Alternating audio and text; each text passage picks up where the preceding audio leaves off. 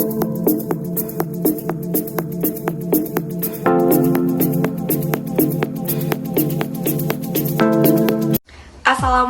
warahmatullahi wabarakatuh. Hello Mr. Harry, how are you? We are from the group 2 or the second group, and today we would like to presentation. The purpose of the presentation is the role of warehouse administration of PT Dunia Kertas Indratama. But first, let me introduce myself and my friends. My name is Diani Puspita Rahmadewi, and there are Selviani, Dea, Tiara, Irma, Deraza, and Ende. Okay, let's start. Saya Irma, saya akan menjelaskan latar belakang masalah PT Dunia Kertas Indratama. Sebelumnya saya akan menjelaskan sedikit. PT Dunia Kertas ini adalah bergerak di bidang kertas dan stiker yang dijualkan kepada outlet-outlet yang membutuhkan. Setiap kertas ini berbeda, ada yang stiker, ada art karton, tergantung minatnya customer.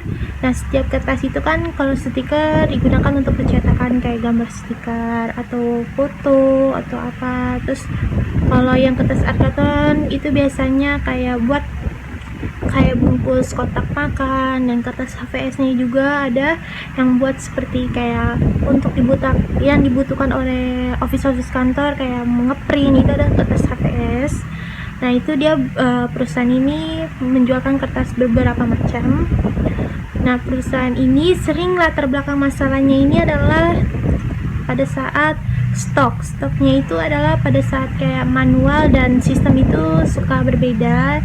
Ini kendalanya, setiap akhir bulan itu adalah pasti ada aja yang berbeda hitungan stok antara manual dan sistem. Dan keduanya itu tempatnya yang terbatas, karena tempatnya itu sangat-sangat kecil, sehingga kadang stoknya itu cukup pas. Kadang kalau lagi ada kendala juga pada saat customer ada yang order banyak, dan tapi dikirimnya itu masih seminggu lagi akan dikirim. Kadang kita juga bingung pada tempatnya, karena emang benar-benar tempatnya sangat-sangat kecil, ya nggak bisa sampai banyak yang dibutuhkan. Sedangkan kan kertas ini yang kita jual cukup banyak, beda-beda tipe, itu kendalanya biasanya. Dan selanjutnya, tujuan penulis biasanya untuk mengetahui proses administrasi yang meliputi penerimaan dan pengeluaran barang serta kegiatan administrasi gudang-gudang dijalankan oleh PT Dunia Kertas Indratama. Untuk mengetahui kendala-kendala apa saja yang terjadi dalam kegiatan administrasi gudang PT Dunia Kertas Indratama. Dan selanjutnya, untuk mengetahui solusi apa sajakah yang dilakukan untuk menyelesaikan kendala-kendala yang terjadi pada administrasi gudang PT Dunia Kertas Indratama. Dan selanjutnya ada pengamatan, studi lapangan, dan studi pustaka. Nah, pengamatan itu observasi, pengamatan yaitu penulis mengumpulkan data dengan sistem pengawasan barang gudang yang digunakan. Dan selanjutnya studi lapangan, yaitu penelitian dengan cara mendatangi langsung ke perusahaan yang menjadi objek kajian supaya menghasilkan informasi yang nyata terhadap penelitian yang berlangsung. Dan untuk studi pustaka, yaitu teknik pengumpulan data dengan cara mempelajari melalui e-book atau electronic e-book, yang berarti buku elektronik yang ada di internet yang berkaitan dengan cara ataupun kegiatan administrasi gudang sebagai bahan penunjang penelitian. Definisi peranan. Menurut Indrawan WS tahun 2009, dalam Kamus Lengkap Bahasa Indonesia dinyatakan bahwa definisi kegiatan yaitu aktivitas, tindakan yang dilakukan dengan sungguh-sungguh.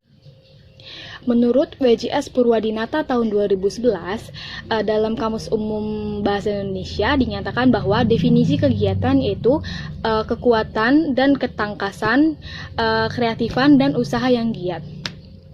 Administrasi adalah keseluruhan proses penyelenggaraan dalam usaha kerjasama dua orang atau lebih, atau usaha bersama untuk menjalankan semua sumber, baik personal maupun material, secara efektif.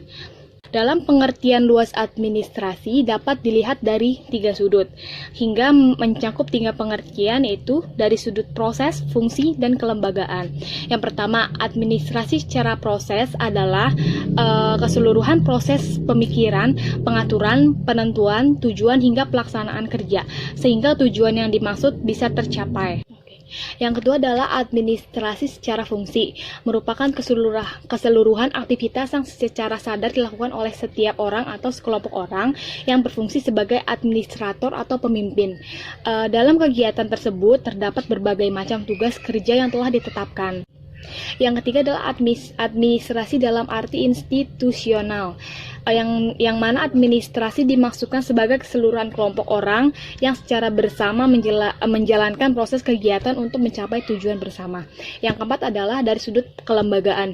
Ilmu administrasi mempelajari orang-orang yang bertindak sebagai administrator, baik secara perseorangan maupun kelompok yang menjalankan kegiatan administratif.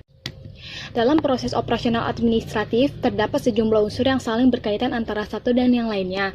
Apabila salah satunya tidak ada, kegiatan administrasi akan pincang. Unsur-unsur tersebut ialah sebagai berikut. Oke, yang pertama adalah organisasi, yaitu sebagai wadah bagi segenap kegiatan usaha kerjasama. Yang kedua adalah manajemen, yaitu kegiatan menggerakkan sekelompok orang dan mengarahkan fasilitas kerja. Dalam hubungan ini meliputi perencanaan, pembuatan keputusan, pembincangan, pengorganisasian, pengawasan, penyempurnaan dan perbaikan tata struktur dan tata kerja. Yang ketiga adalah komunikasi, yaitu penyampaian berita dan pemindahan sebuah pikiran dari seseorang kepada yang lain dalam rangka terwujudnya kerjasama. Yang keempat adalah kepegawaian, yaitu peraturan dan pengurusan pegawai atau karyawan yang diperlukan. Yang kelima adalah keuangan, yaitu pengelolaan berbagai macam segi pembiayaan dan pertanggungjawaban keuangan. Yang keenam adalah pembekalan, yaitu perencanaan, pengadaan, dan pengaturan pemakaian barang keperluan kerja. Yang ketujuh adalah tata usaha, yaitu penghimpunan, pencatatan, pengolahan, pengiriman, dan penyimpanan berbagai keterangan yang diperlukan. Yang kedelapan adalah hubungan masyarakat, yaitu perwujudan hubungan yang baik dan dukungan dari lingkungan masyarakat terhadap usaha kerjasama. Assalamualaikum warahmatullahi wabarakatuh. Di sini saya ingin menjelaskan atau mempresentasikan tentang fungsi administrasi gudang. Ada beberapa fungsi yang harus dimiliki atau yang ada keberadaannya sangat penting untuk administrasi pergudangan. Yang pertama itu melaksanakan kegiatan yang telah ditetapkan. Yang kedua menghidupkan organisasi. Yang ketiga adalah memperkuat kedudukan organisasi. Dan yang keempat adalah cara pengelolaan berbagai input atau menghasilkan output tertentu. Yang kelima adalah pola atau proses kerja untuk dalam mencapai suatu tujuan. Terus yang terakhir adalah ilmu, kemampuan atau skill. Dan pada umumnya pelaksanaan administrasi bertujuan sebagai berikut. Yang pertama itu mencapai fleksibilitas dalam proses administrasi. Yang kedua adalah mewujudkan efisiensi efektivitas pelaksanaan administrasi. Yang ketiga adalah terlaksananya administrasi berkelanjutan. Yang keempat adalah efektivitas produksi. Dan yang kelima adalah kemampuan menyesuaikan diri. Dan yang terakhir adalah kepuasan kerja. Penerimaan barang adalah penerimaan fisik barang dari pemasok, distributor, ataupun supplier yang disesuaikan dengan dokumen pemesanan atau pengiriman dalam kondisi sesuai dengan persyaratan penanganan barangnya. Terus adapun prosedur penerimaan barang sebagai berikut. Yang pertama itu adalah menerima barang dari pengirim barang atau dari produksi barang tersebut. Dan yang kedua adalah mencocokkan barang yang diterima dengan arsip order pembelian. Karena sebelum kita membeli suatu pesanan itu, pasti kita punya yang namanya arsip order. Karena kita apa yang kita butuhkan sesuai dengan apa yang dikirim sama si pengirim itu sesuai dengan permintaan yang kita minta sesuai dengan arsip order tersebut. Dan yang ketiga adalah memeriksa kondisi fisik barang. Karena kalau misalkan barang tersebut tidak bisa digunakan atau tidak bisa dijual, biasanya kita bisa menukarnya. Dan yang keempat adalah menghitung kuantitas atau menginput data penerimaan ke komputer. Jadi kalau misalkan ada pengiriman atau arsip order baru, biasanya kita harus ada namanya menghitung kuantitas sesuai dengan apa yang kita pesan gitu kan. Yang selanjutnya adalah pemasok atau dan pengangkutan. terdapat perbedaan antara pengirim dan yang dilakukan oleh pemasok sendiri dengan pengiriman yang dilakukan oleh pengakuan ataupun agen lainnya. Apabila perusahaan pengangkutan atau agen pengiriman barang, maka kita harus mengecek barang tersebut dengan teliti apakah pemasok dan barangnya sudah sesuai dengan data yang ada. Dan berikut beberapa perbedaan pengiriman pengangkutan. Satu adalah surat pengirim tidak selalu dikirim oleh pensulai, tetapi dapat A. disertakan dengan barang, B. dikirim lewat vessel atau pos. Biasanya kalau kita ada pengiriman gitu, biasanya purchase ordernya atau arsip ordernya itu ada di dalam barang tersebut yang dikirim sama si pengirim, atau enggak si pengirim bisa dikirim lewat vessel atau pos. Dan yang kedua adalah diadakannya peraturan untuk menuntut ganti rugi atas kerusakan, kekurangan dan kehilangan barang. Nah, yang tadi saya jelaskan juga sebelumnya, ada namanya peraturan yang mereka tuh punya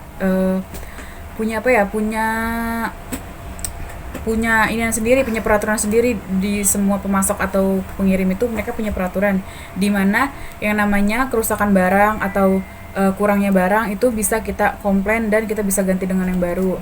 Ketiga adalah ada 3 pihak yang terlibat dalam menuntut ganti rugi, pemasok, penerima, atau pengangkutan. Yang keempat adalah pengangkutan sendiri adalah pelanggan dari pemasok dan berkepentingan untuk mencoba melimpahkan tanggung jawab kepada penerima barang. Jadi misalkan ini pengangkutannya itu nggak dari pihak si pengirim, jadi pengangkutan itu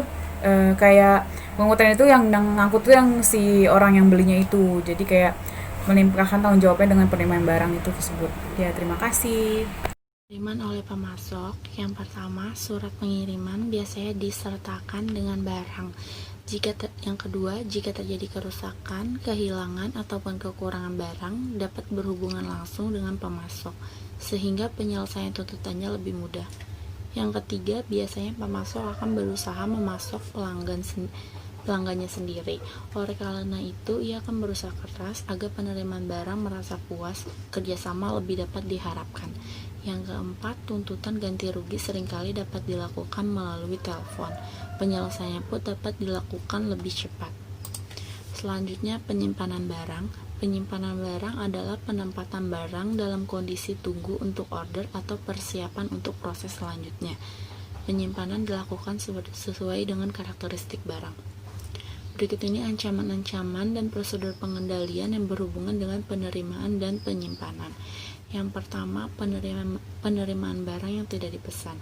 Penerimaan barang yang tidak dipesan menyebabkan perusahaan harus mengeluarkan biaya yang berkaitan dengan penyimpanan dan pengembalian barang ke pemasok. Yang kedua, kesalahan dalam perhitungan yang diterima. Perhitungan barang yang diterima secara akurat merupakan faktor penting dalam menyelenggarakan catatan dan persediaan barang yang akurat. Yang keempat, pencurian barang. Kehilangan dapat diatasi dengan menerapkan strategi-strategi pengendalian sebagai berikut. Yang pertama, barang harus disimpan dalam lokasi yang aman dan akses ke lokasi tersebut dibatasi. Yang kedua, seluruh pengiriman antar bagian dalam perusahaan harus didokumentasikan. Yang ketiga, memisahkan barang sesuai dengan ukurannya masing-masing. Yang keempat, memasang CCTV pada ruangan gudang. Yang kelima, memasang alarm. Selanjutnya, pengiriman barang. Pengiriman barang ialah mempersiapkan pengiriman fisik barang dari gudang ke tempat yang telah ditentukan dan disesuaikan dengan dokumen pemesanan serta pengiriman dalam kondisi yang sesuai dengan persyaratan penanganan pengiriman barang. Adapun harus menyiapkan arus dokumen pengiriman barang sebagai berikut. Yang pertama, departemen ini pertama-tama menerima tembusan order penjualan, kemudian diarsipkan sesuai nomor urut. Selanjutnya, departemen ini menerima tiket pengembalian barang bersama dengan barang-barang dari gudang. Yang kedua, departemen ini akan menghitung barang dan membandingkan hasil perhitungan fisik dengan kuantitas yang tertulis dalam tiket pengembalian barang. Yang ketiga, tugas pengiriman menghitung barang yang diterima dari gudang, data dengan nomor order penjualan, kode barang, dan kuantitas barang diinput ke komputer dengan menggunakan sharing data sehingga data pengiriman sesuai, akurat, dan lengkap. Yang keempat, bagian pengelolaan data. Setelah menerima data pengiriman, lalu menjalankan pembuatan dan pencetakan dokumen pengiriman. Prosedur ini akan memastikan data kuantitas dalam data induk persediaan. Setelah proses tersebut, pengiriman barang akan menerima surat muat. Selanjutnya, gudang dan pergudangan. Gudang adalah bangunan yang dipergunakan untuk menyimpan barang dagangan. Pergudangan adalah kegiatan menyimpan dalam gudang.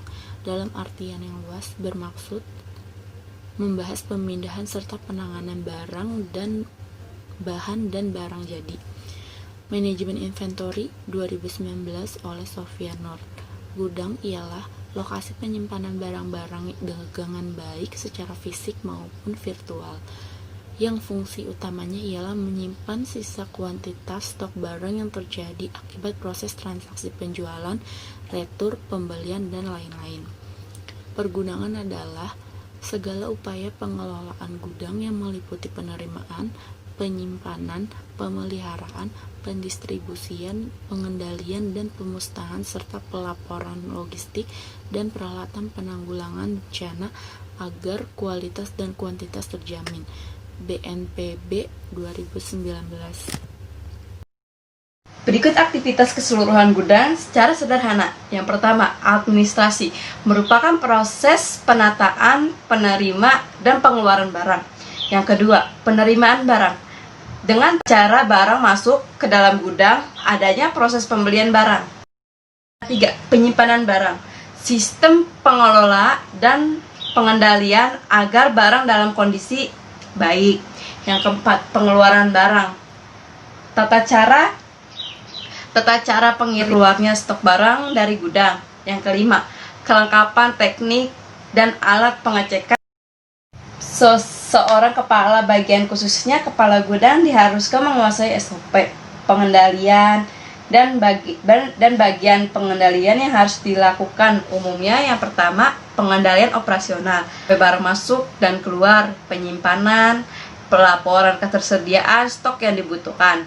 Yang kedua, pengendalian biaya. Biaya-biaya yang muncul dari aktivitas pergudangan, kerugian yang ditimbul aktivitas operasional dalam kerusakan barang. Pengendalian personalia, tentu saja dalam skala besar ini sangat penting karena pengelolaan terhadap SDM yang bekerja di lokasi penyimpanan atau gudang. Operasi-operasi gudang. Di sini ada fungsi utama pergudangan. Yang pertama, perpindahan. Aktivitas yang meliputi movement, menerima barang transfer, penyimpanan, dan customer order. Penyimpanan. Di sini fungsinya ada dua, penyimpanan sementara dan penyimpanan semi permanen. Yang ketiga, transfer informasi. Yang kedua, ada proses pengiriman. Yang pertama itu packing. Yang kedua, pemindahan barang dari area receiving ke lokasi shipping. Yang ketiga, aktivitas pengiriman meliputi proses pembuatan dokumen barang yang akan dikirim. Ya, saya di sini mau menjelaskan ya untuk kebutuhan cetak A3+, yaitu membutuhkan stiker A3+ dan kertas foto premium A3. Untuk kebutuhan cetak digitalernya atau digital format besar gitu ya, itu membutuhkan stiker vinil eco solvent atau UV atau latex. Material banner juga bisa, mekanisme display dan sebagainya, itu yang sesuai kebutuhan. Nah, DKI juga membangun hubungan yang jujur dan bersinergi dengan seluruh pemangku kepentingan pemasok, pelanggan, karyawan, dan pemegang saham. Untuk PT Dunia Kertas Indra Tama ini juga telah banyak bekerja sama dengan perusahaan-perusahaan besar gitu kan, seperti Multiasa Swadaya, Max Quantex, BCA, dan Tokopedia. Letaknya juga geografis. Ya, alamatnya ada di Jalan Soka nomor 1, Jalan Soka 1 maksudnya, nomor 95D, RT 02 RW 16 di Penjagalan Kecamatan Penjaringan Kota Jakarta Utara. Untuk visi misi dan aspek kegiatan usaha itu visinya menjadi penyalur kertas bermutu dan berkualitas. Untuk misinya ini memberikan manfaat dan nilai tambah bagi seluruh pemangku kepentingan melalui manajemen yang baik, pertumbuhan yang berkesinambungan, investasi pada sumber daya manusia, pengelolaan keuangan yang solid, dan kepuasan pelanggan dan efisiensi operasi. Nah, untuk aspek kegiatan usahanya yaitu PT Dunia Kertas merupakan perusahaan yang bergerak di bidang supplier kertas dan stiker. Selain kertas, mencetak digital dan potongan. Dan setiap kertas ini memiliki ukuran yang berbeda-beda, dan setiap konsumen juga mempunyai request atau permintaan dalam bentuk potongan yang sesuai kebutuhannya gitu kan. Misalnya panjangnya 70 dikali panjangnya 70, lebar 109 kayak gitu, atau panjangnya 54 cm, lebarnya 70 cm kayak gitu ya, tergantung permintaan customernya gitu. Oke, terima kasih. Okay, that's all from us. Thank you for your attention. See you next week. Wassalamualaikum warahmatullahi wabarakatuh.